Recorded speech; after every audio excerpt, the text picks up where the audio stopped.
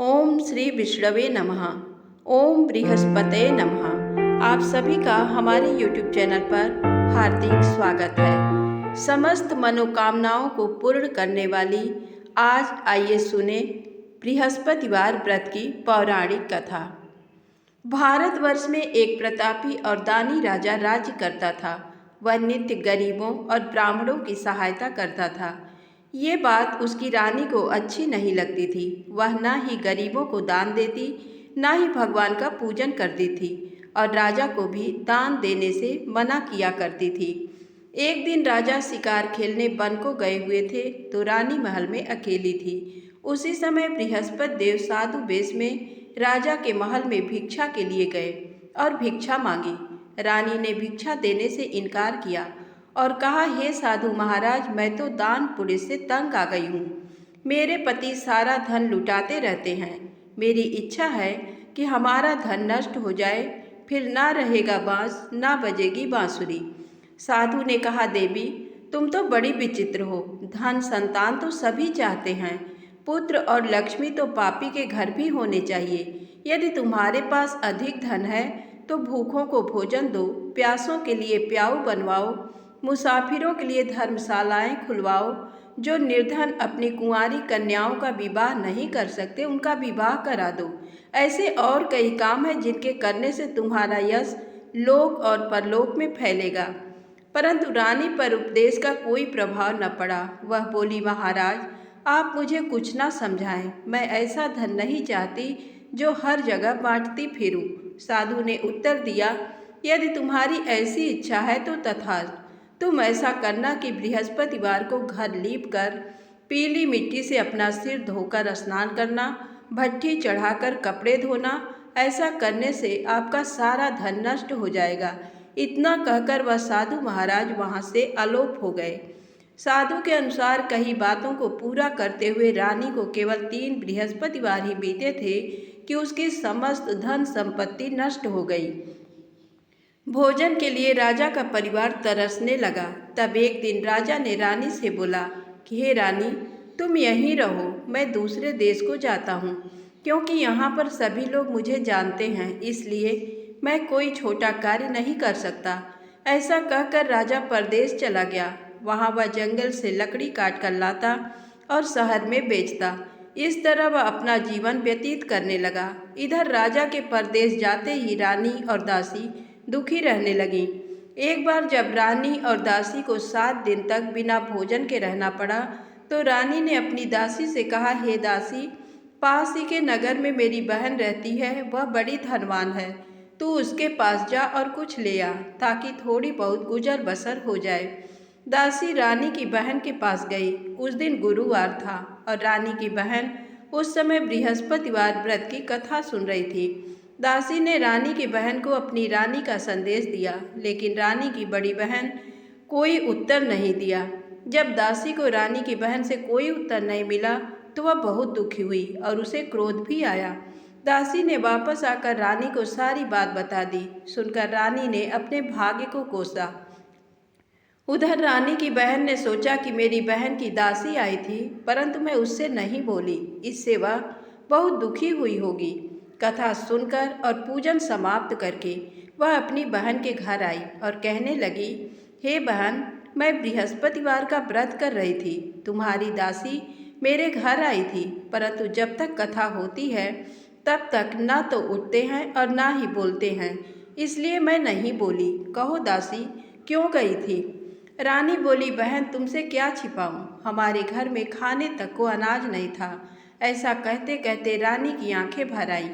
उसने दासी समेत पिछले 7 दिनों से भूखे रहने तक की बात अपनी बहन को विस्तार पूर्वक सुना दी। रानी की बहन बोली, देखो बहन, भगवान बृहस्पति देव सबकी मनोकामना को पूर्ण करते हैं। देखो, शायद तुम्हारे घर में अनाज रखा हो। पहले तो रानी को विश्वास नहीं हुआ, पर बहन के आग्रह करने पर उसने अपनी दासी को अंदर भेजा तो उसे सचमुच अनाज से भरा एक घड़ा मिल गया। ये देखकर दासी को बड़ी हैरानी हुई। दासी रानी से कहने लगी, हे रानी, जब हमको भोजन नहीं मिलता तो हम व्रत ही तो करते हैं, इसलिए क्यों न इनसे व्रत और कथा की विधि पूछ ली जाए, ताकि हम भी व्रत कर सकें। तब रानी ने अपनी बहन से बृहस्पतिवार व्रत के बारे में पूछा। उसकी बहन ने बताया, बृहस्पतिवार के व्रत में चने की दाल और मुनक्का से विष्णु भगवान का केले की जड़ में पूजन करें तथा दीपक जलाए, व्रत कथा सुने और पीला भोजन ही करें। इससे बृहस्पति देव प्रसन्न होते हैं। व्रत और पूजन विधि बताकर रानी की बहन अपने घर को लौट गई। 7 दिन के बाद जब गुरुवार आया तो रानी और दासी ने व्रत रखा। घुड़साल में जाकर चना और गुड़ लेकर आई, फिर उससे केले की जड़ तथा विष्णु भगवान का पूजन किया। अब पीला भोजन कहाँ से आए? इस बात को लेकर दोनों बहुत दुखी थे। चूँकि उन्होंने व्रत रखा था, इसलिए बृहस्पति देव उनसे प्रसन्न थे। इसलिए वे एक साधारण व्यक्ति का रूप धारण कर 2 थालों में सुंदर पीला भोजन दासी को दे गए। भोजन पाकर दासी प्रसन्न हुई और फिर रानी के साथ मिलकर भोजन ग्रहण किया। उसके बाद वे सभी गुरुवार को व्रत और पूजन करने लगीं। बृहस्पति भगवान की कृपा से उनके पास फिर से धन संपत्ति आ गई, परंतु रानी फिर से पहले की तरह आलस्य करने लगी। तब दासी बोली, देखो रानी, तुम पहले भी इस प्रकार आलस्य करती थी। तुम्हें धन रखने में कष्ट होता था, इस कारण सभी धन नष्ट हो गया। और अब जब भगवान बृहस्पति की कृपा से धन मिला है तो तुम्हें फिर से आलस्य होता है। रानी को समझाते हुए दासी कहती है कि बड़ी मुसीबतों के बाद हमने ये धन पाया है, इसलिए हमें दान पुण्य करना चाहिए, भूखे मनुष्यों को भोजन कराना चाहिए और धन को शुभ कार्यों में खर्च करना चाहिए, जिससे तुम्हारे कुल का यश बढ़ेगा, स्वर्ग की प्राप्ति होगी और पितृ भी प्रसन्न होंगे। दासी की बात मानकर रानी अपना धन शुभ कार्यों में खर्च करने लगी, जिससे पूरे नगर में उसका यश फैलने लगा। एक दिन राजा दुखी होकर जंगल में एक पेड़ के नीचे आसन जमाकर बैठ गया। वह अपनी दशा को याद करके व्याकुल होने लगा। बृहस्पतिवार का दिन था। एकाएक उसने देखा कि निर्जन वन में एक साधु प्रकट हुए। वह साधु वेश में स्वयं बृहस्पति देवता थे। लकड़हारे के सामने आकर बोले, हे लकड़हारे, इस सुनसान जंगल में तू चिंता मग्न क्यों बैठा है? लकड़हारे ने दोनों हाथ जोड़कर प्रणाम किया और उत्तर दिया, महात्मा जी, आप सब कुछ जानते हैं, मैं क्या कहूँ? ऐसा कहकर रोने लगा और साधु को अपनी आत्मकथा सुनाई। महात्मा जी ने कहा, तुम्हारी स्त्री ने बृहस्पति के दिन बृहस्पति भगवान का निरादर किया है, जिसके कारण रुष्ट होकर उन्होंने तुम्हारी ये दशा कर दी। अब तुम चिंता को दूर करके मेरे कहने पर चलो तो तुम्हारे सब कष्ट दूर हो जाएंगे और भगवान पहले से भी अधिक संपत्ति देंगे। तुम बृहस्पति के दिन कथा किया करो, 2 पैसे के चने मुनक्का लाकर उसका प्रसाद बनाओ और शुद्ध जल से लोटे में शक्कर मिलाकर अमृत तैयार करो। कथा के पश्चात अपने सारे परिवार और सुनने वाले प्रेमियों में अमृत व प्रसाद बांटकर आप भी ग्रहण करो। ऐसा करने से भगवान तुम्हारी सब मनोकामनाएं पूरी करेंगे। साधु के ऐसे वचन सुनकर लकड़हारा बोला, हे प्रभु, मुझे लकड़ी बेचकर इतना पैसा नहीं मिलता जिससे भोजन के उपरांत कुछ बचा सकूं। मैंने रात में अपनी स्त्री को व्याकुल देखा है, मेरे पास कुछ भी नहीं जिससे मैं उसकी खबर मंगा सकूं। साधु ने कहा, हे लकड़हारे, तुम किसी बात की चिंता मत करो। बृहस्पति के दिन तुम रोजाना की तरह लकड़ियां लेकर शहर को जाओ। तुमको रोज से दुगना धन प्राप्त होगा, जिससे तुम भली भांति भोजन कर लोगे तथा बृहस्पति देव की पूजा का सामान भी आ जाएगा। इतना कहकर साधु अंतर्ध्यान हो गए। धीरे धीरे समय व्यतीत होने पर फिर वही बृहस्पतिवार का दिन आया। लकड़हारा जंगल से लकड़ी काटकर किसी शहर में बेचने गया। उसे उस दिन और दिन से अधिक पैसा मिला। राजा ने चना गुड़ा दिलाकर गुरुवार का व्रत किया। उस दिन से उसके सभी क्लेश दूर हुए। परंतु जब दोबारा गुरुवार का दिन आया तो बृहस्पतिवार का व्रत करना भूल गया। इस कारण बृहस्पति भगवान नाराज हो गए। उस दिन उस नगर के राजा ने विशाल यज्ञ का आयोजन किया तथा शहर में ये घोषणा करा दी कि कोई भी मनुष्य अपने घर में भोजन न बनावे, न आग जलावे, समस्त जनता मेरे यहाँ भोजन करने आवे। इस आज्ञा को जो न मानेगा उसे फांसी की सजा दी जाएगी। इस तरह की घोषणा संपूर्ण नगर में करवा दी गई। राजा की आज्ञानुसार शहर के सभी लोग भोजन करने गए, लेकिन लकड़हारा कुछ देर से पहुंचा, इसलिए राजा उसको अपने साथ घर लिवा ले गए और ले जाकर भोजन करा रहे थे तो रानी की दृष्टि उस खूंटी पर पड़ी जिस पर उसका हार लटका हुआ था। वह वहाँ पर दिखाई नहीं दिया। रानी ने निश्चय किया कि मेरा हार इस मनुष्य ने चुरा लिया है। उसी समय सिपाहियों को बुलाकर उसको कारागार में डलवा दिया।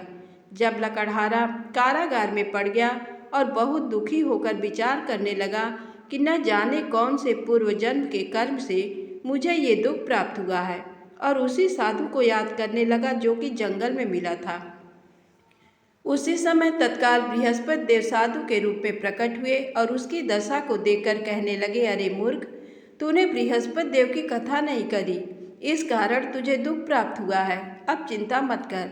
बृहस्पतिवार के दिन कारागार के दरवाजे पर 4 पैसे पड़े मिलेंगे। उनसे तू बृहस्पति देव की पूजा करना, तेरे सभी कष्ट दूर हो जाएंगे। बृहस्पति के दिन उसे 4 पैसे मिले। लकड़हारे ने कथा कही। उसी रात्रि को बृहस्पति देव ने उस नगर के राजा को स्वप्न में कहा, हे राजा, तुमने जिस आदमी को कारागार में बंद कर दिया है वह निर्दोष है, वह राजा है, उसे छोड़ देना।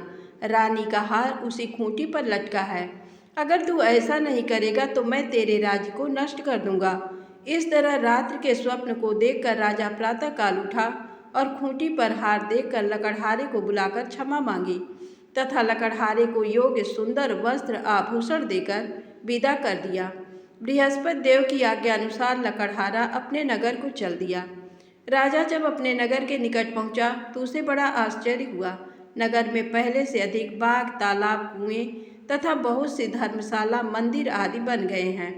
राजा ने पूछा, ये किसका बाग और धर्मशाला है? तब नगर के सब लोग कहने लगे, ये सब रानी और बांदी के हैं। तो राजा को आश्चर्य हुआ और गुस्सा भी आया। जब रानी ने ये खबर सुनी कि राजा आ रहे हैं तो उन्होंने बांदी से कहा कि हे दासी, देख, राजा हमको कितनी बुरी हालत में छोड़ गए थे। हमारी ऐसी हालत देखकर वह लौट न जाए, इसलिए तू दरवाजे पर खड़ी हो जा। आज्ञानुसार दासी दरवाजे पर खड़ी हो गई। राजा आए तो उन्हें अपने साथ लिवा लाई। तब राजा ने क्रोध करके अपनी रानी से पूछा कि ये धन तुम्हें कैसे प्राप्त हुआ? तब उन्होंने कहा, हमें ये धन बृहस्पति देव के इस व्रत के प्रभाव से प्राप्त हुआ है। राजा ने निश्चय किया कि 7 रोज बाद तो सभी बृहस्पति देव का पूजन करते हैं, परंतु मैं प्रतिदिन दिन में 3 बार कहानी तथा रोज व्रत किया करूँगा। अब हर समय राजा के दुपट्टे में चने की दाल बंधी रहती तथा दिन में 3 बार कहानी कहता। एक रोज राजा ने विचार किया कि चलो अपनी बहन के यहाँ हो आवे। इस तरह निश्चय कर राजा घोड़े पर सवार हो अपनी बहन के यहाँ को चलने लगा। मार्ग में उसने देखा कि कुछ आदमी को एक मुर्दे को लिए जा रहे हैं। उन्हें रोककर राजा कहने लगा, अरे भाइयों, मेरी बृहस्पति देव की कथा सुन लो। वे बोले, लो, हमारा तो आदमी मर गया है, इसको अपनी कथा की पड़ी है। परंतु कुछ आदमी बोले, अच्छा कहो, हम तुम्हारी कथा भी सुनेंगे।